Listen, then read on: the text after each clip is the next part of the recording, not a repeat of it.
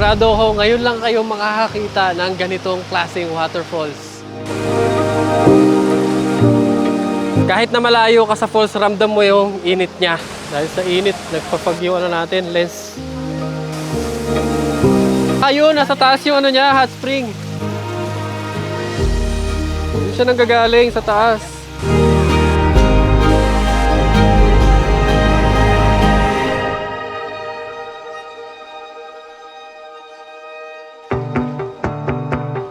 Welcome back sa bagong episode. Ngayon ay pupunta tayo sa isang kakaibang waterfalls dahil ito ay hot spring waterfalls. Pero bago yan, quick stop muna tayo sa sentro ng Buguias para mamili ng mga babaunin natin. Ang Buguias na siguro ang pinakamasiglang munisipalidad na madadaanan nyo sa ruta papuntang Barlig, Mountain Province. Dito kasi nagtatagpo ang mga kalsadang papuntang Mountain Province, Ifugao at Benguet. Marami silang kakaibang kakanin at merienda dito sa Buguias, kagaya na lang nito. Malagkit na turon. First time ko maka-experience ito na. Sige pa, itigman ko na yung isa. Yung turon, alam na natin yung lasa. Pero tingnan natin baka kakaiba yung turon nila sa Buguias. Crunchy. Matamis. Yung saging niya medyo hindi sobrang hinog. Mahilig kasi ako sa turon na sobrang hinog yung saging. Tingnan natin yung turon malagkit. Nakakurious ako sa turon malagkit. Carbs on carbs. Yung pia wrapper na may malagkit, na may asukal. Nabubusog ka talaga. So crunchy, tapos pag bite mo, chewy dahil sa malagkit, malambot. Yung malagkit niya walang lasa. Ang pinakalasa niya na talaga ay yung asukal. Dahil 80% ng mga residente ng Buguias ay farmers, napakaraming iba't ibang gulay ang makikita sa kanilang pamilihan. Meron pa ngang iba na dito lang sa Highlands makikita. At eto ang isa. Ang tawag dito ay choice sam. Edible lahat yung kanyang flower, yung leaves, yung kanyang soft na stems. At ang masarap daw dito ay ihalo sa munggo. Nasusubukan natin mamaya. Dito ka rin makakakita ng iba't ibang kulay ng bigas na lahat ay locally produced. Walang galing China. Hindi kagaya sa Patag, madalang ka na makakita ng galing sa mga lokal na farmers. At para sigurado kayo kung paano ang tamang pagsasaing ng mga bigas na to, ay kumonsulta lang kayo sa mga mababait na may-ari ng tindahan, gaya ni Ate Criselda.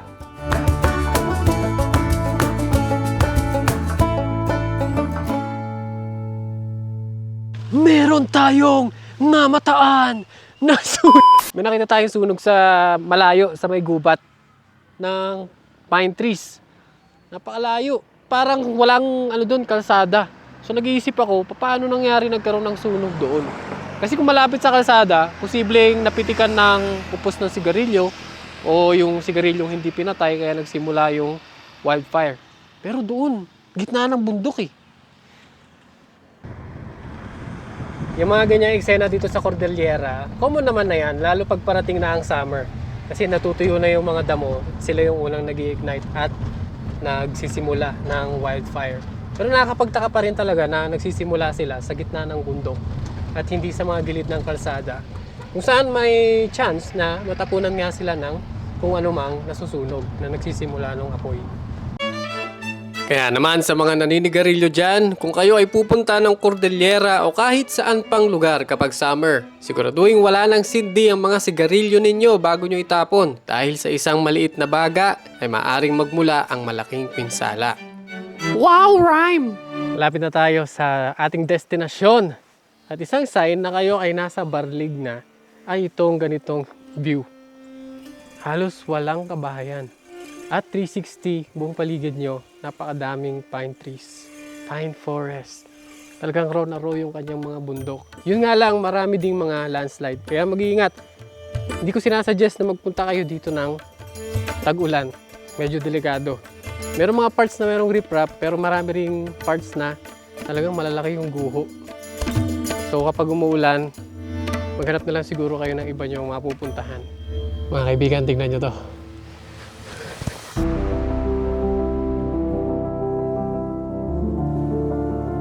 Ito ang Lake Tufob, isa sa pinaka-majestic na lugar na mapupuntahan nyo dito sa Barlig Mountain Province.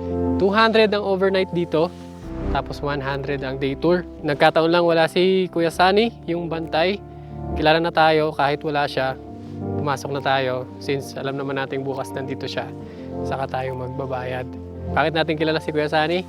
Kasi nag-camp na tayo dito. Nasa isang channel natin yung camping adventure natin dito na inabot ng 13K. Yun yung naging gastos ko sa huling camping namin dito. Panoorin nyo na lang yung video na yun para malaman nyo kung bakit ganon kalaki yung nagastos ko. Welcome sa Freedcon Games kung saan 4 na tropang Freedcon ang magtutunggalian para sa chance na manalo ng bagong Freedcon Hero Pro. Ang Freedcon Hero Pro ay isang helmet intercom para sa mga riders na mura na, siksik pa sa features. Meron ditong music sharing while talking para sa mga couples. Pwede mag-connect hanggang 8 riders. Makunat ang battery at kahit umuulan, hindi ka mamaproblema dahil ito ay waterproof. On your mark! Ready! Go! Naunguna na po ang Team Russell and Jeff. Ang gagawin nila ay tutulak nila ang bangka papunta sa tubig. Sasakay sila at magsasagwan hanggang dito sa atin. Dito ang finish line. At nangunguna na ang Team Jason. Jason, dalawa yan. Dalawa Jason from Bulacan and from Valenzuela. Napakabilis! Ang laki kaagad ng gap! Hindi ginamit ng Team Jeff at Team Russell ang kanilang kahoy kaagad. Naunahan sila ng Team Jason. Lumiligo po sa maling direksyon ang Team Jason. Bumaba na si Jason Bulacan. Humahawal na ang Team Jeff at Team Russell. Yan po ay para sa dalawang Hero Pro. Sila ay magkakaroon ng tig-isang brand new Hero Pro. Muntik na matumba ang Team Jason. Naisurvive pa rin at naisalba. Nakakabawi na ang Team Jeff at Team Russell. Muntik maulang si Jeff sa malamig at nagyayalong tubig. Dito sa kay Jory, hindi sa akin. Dapat kay Jory kayo darating. Muntik na manalo ang Team Jason pero maling pangpang ang kanilang napuntahan. Humahabol ngayon ang Team Jeff. Tulutuko na at tuluyan na lang lumubog ang bangka ng Team Jeff. Hinatak na lang po. Hinatak na lang ng Team Jeff ang kanilang bangka. Kahit nasa tubig na ang kalahati. At ang nalalo ang Team Jeff at Team Russell. Congratulations! Meron kayong bagong Hero Pro. At para sa mga gustong sumali sa ganitong klaseng kalokohan para manalo ng Freedcon, mag-email lang kayo ng proof or picture ng inyong Freedcon intercom sa directgino@gmail.com.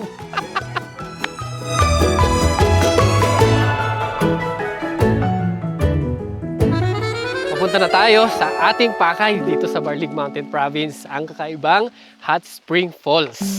Mornong Falls ang pangalan ng Hot Spring Falls na pupuntahan natin. Kapag pupunta kayo dito ay itanong nyo lang sa bantay ng Lake Tufob kung saan banda ang simula ng trail.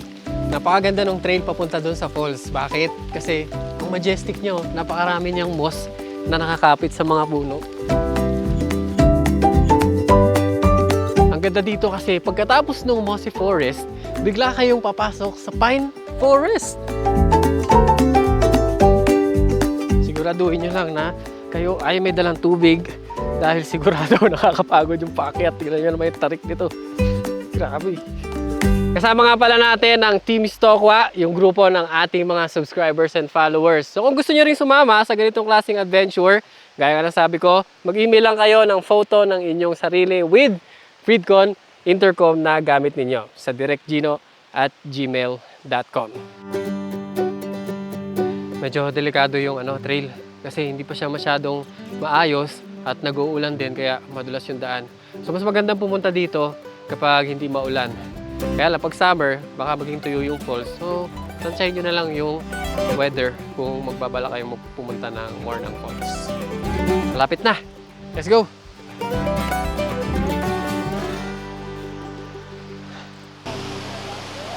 Ang ganda!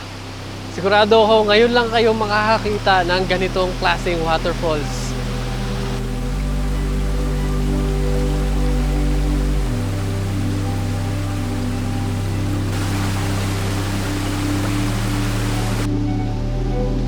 Kahit na malayo ka sa falls, ramdam mo yung init niya. Ito mainit. May tubo.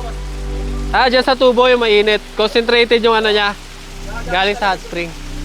Ah, yun, nasa taas yung ano niya, hot spring. Yun siya nanggagaling sa taas. Dahil sa init, nagpa-fog yung ano natin, lens. Ang galing dito banda kasi malamig yung falls niya.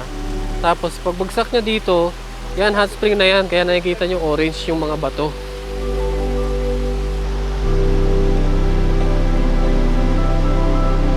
Dahil puno ng hot spring yung lugar, kahit saan ka pumesto na may nakikita kang lumalabas na tubig at kulay orange yung bato, makakapag-enjoy ka sa mainit na tubig ng hot spring. Ang init!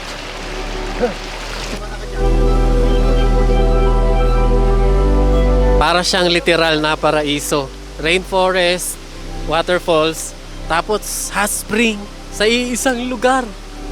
Napakaganda.